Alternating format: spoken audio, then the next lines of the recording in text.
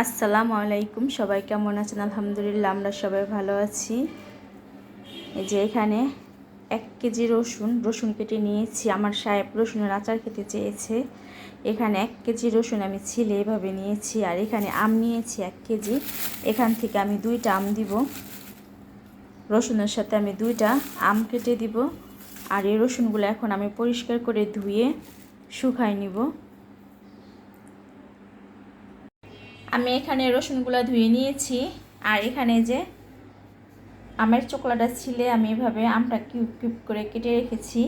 আমটাও আমি শুকাতে দিয়েছি টেবিলের মধ্যে একটা পরিষ্কার কাপড় বিছিয়ে। এখানে ফ্যানের বাতাসে এক্সট্রা পানিটা চুষে নিবে। এখানে আমি 2 ঘন্টা যে টেবিলের উপর একটা কাপড় বিছিয়ে রেখে দিয়েছি। 2 ঘন্টা পর আমি আচারটা বানাবো। এই 2 ঘন্টায় আমার আমটা আর রসুনটা শুকায় যাবে।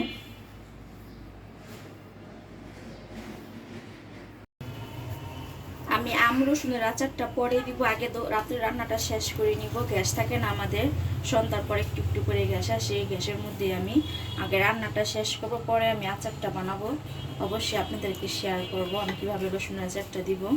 এখানে আমি রাতে খাবারের জন্য করলা আর আলু কেটে নিয়েছি। আর এখানে কাঁঠালের বিচি গত বছর আমি ফ্রোজেন করে ফ্রিজে রেখে দিয়েছিলাম। এই কাঁঠালের বিচি বের করে নিয়েছি। আর এখানে লটকা শুটকিটা কক্সবাজার থেকে আমি নিয়ে আসছিলাম। এই লটকা শুটকিটা আমি ভালো করে পরিষ্কার করে গরম পানি দিয়ে 3-4 বার ধুয়ে নিয়েছি। এখন এই যে প্রথমে আমি এখানে তেলের মধ্যে পেঁয়াজটা দিয়ে দিলাম। শুটকিটা রান্না করে নিব। আর পাশের চুলায় ফ্রাই প্যান বসিয়েছি। এটার মধ্যে করলা ভাজিটা করে নিব। 2 চুলার মধ্যে রান্নাটা তাড়াতাড়ি করে নিব।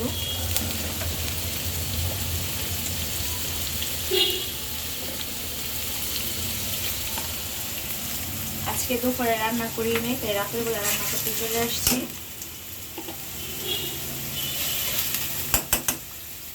এখানে আমি করলা ভাজির মধ্যে স্বাদ মতো লবণ দিব।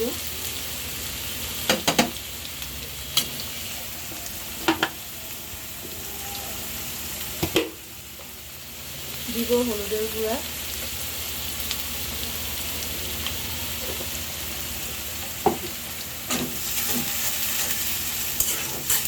আমি পেঁয়াজের সাথে লটকা শুটকিটাও ভেজে নিব। অনেক দিন যাবত ভাবতেছি যে লটকা শুটকি ভুনা করে খাবো, আর খাওয়া হয় না। আজকে ভাবলাম যে লটকা শুটকিটা ভুনা করে ফেলি। কাঁঠালের ফ্রিজে আছে, একটু ভেজে নিব পেঁয়াজের সাথে লটকা শুটকিটা।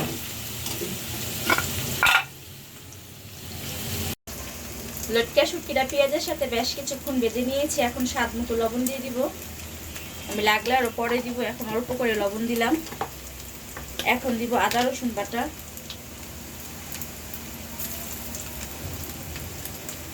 আদা রসুন বাটা দিয়ে দিলাম।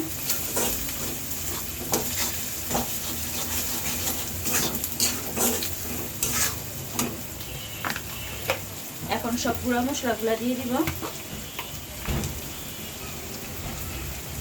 ধনে গুঁড়া দিব, হলুদের গুঁড়া দিয়ে দিলাম।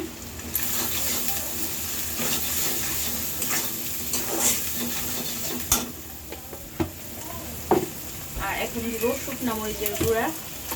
আমি একটু ঝাল ঝাল করে রান্না করব, তাই শুকনা মরিচের গুঁড়া পুরো 1 টেবিল চামচ দিয়ে দিলাম।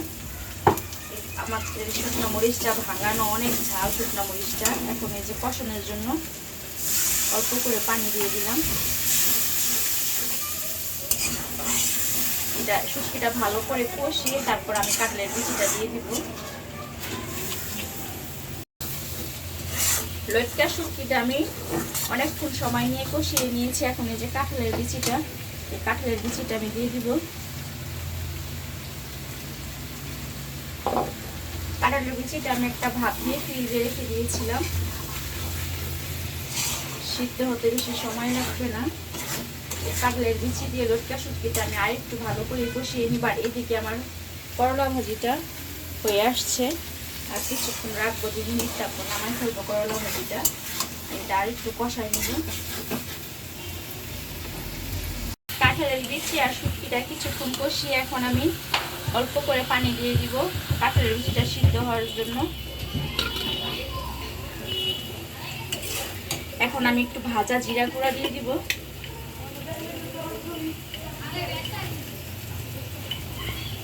এখানে ভাজা জিরা গুঁড়া দিয়ে দিলাম 1/2 টেবিল চামচ।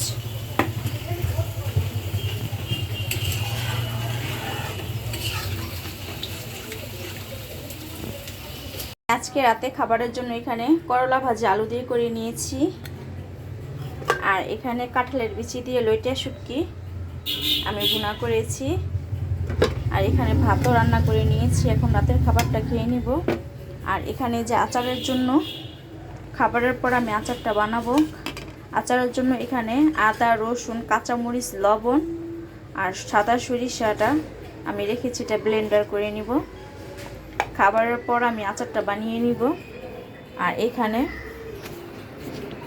এই যে আমার বিকালবেলা যে আমি আমটা শুকাইতে দিছি, আর রসুন, এই যে আমার আম রসুনটা পানি শুকায় একদম জর্জরা হয়ে গেছে, একটু পানি নেই।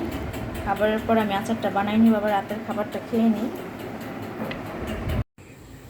এখানে যে আচারটা বানাতে চলে আসছি রান্নাঘরে খাবারের পরে।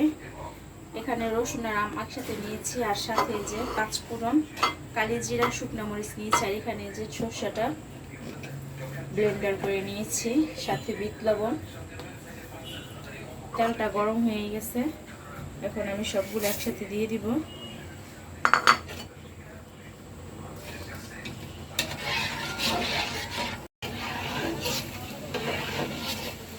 মরিচটা 5 ফোড়নটা ভালোভাবে গরম হলে আমি রসুন আর আমটা দিয়ে দিব। আর এখানে যে গুঁড়া মশলাগুলো নিয়েছি, মরিচের গুঁড়া, হলুদের গুঁড়া, ধনে গুঁড়া আর স্বাদ মতো লবণ নিয়েছি। আমি বিট লবণ দিব, তাই লবণের পরিমাণটা অল্প দিয়েছি।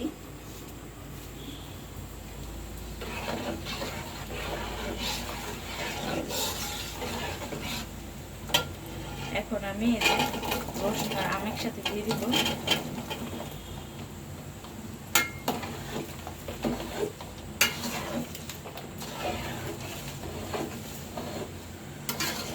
তেলের সাথে 5 মিনিট রসুনটা, আমটা 5 ফোড়নের সাথে ভেজে তারপরে আমি দিব এই গুঁড়া মশলাগুলো, সরিষা বাটা। এখন আমি এই যে ব্লেন্ডার করে নিয়েছি সরিষা বাটার সাথে আদা রসুন বাটা একসাথে দিয়ে দিব।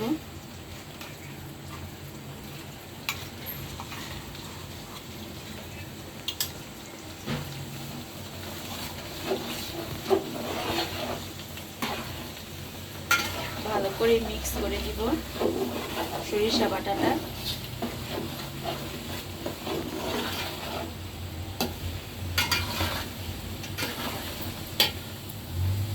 এখন এই যে গুঁড়া মশলাটাও দিয়ে দিব।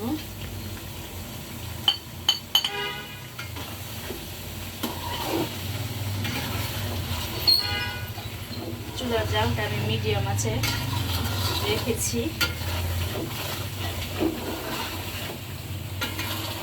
আমি বিট লবণটা আরো পরে দিব, বিট লবণ চিনিটা আমি আরো পরে দিব, আচারের মাঝামাঝিতে তখন দিব।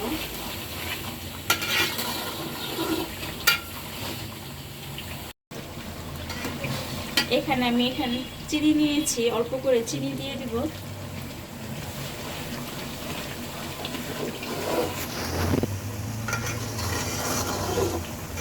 আমি অল্প করে চিনি দিয়েছি, আচারের ব্যালেন্সটা ঠিক রাখে। দুটো আম দিয়েছি আমি এখানে।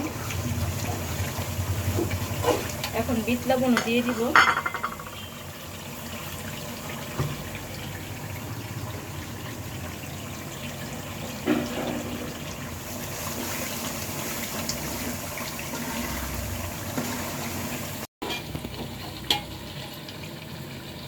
আমি এখানে একটু ভিনেগার দিব।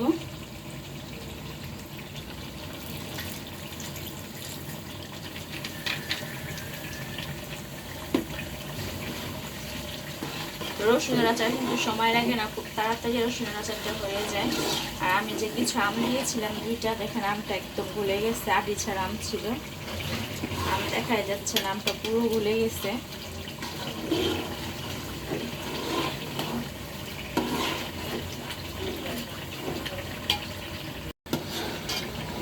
আমার রসুনের আচারটা হয়ে গেছে, এখন আমি চুলা বন্ধ করে দিব।